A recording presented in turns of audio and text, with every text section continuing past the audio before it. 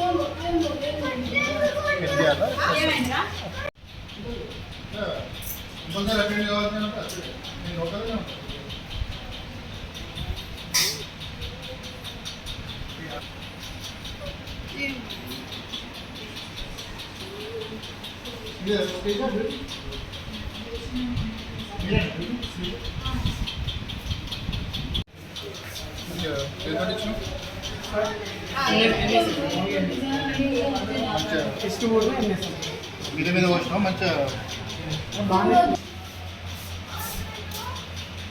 ఎన్ని గంటలకు వచ్చింది?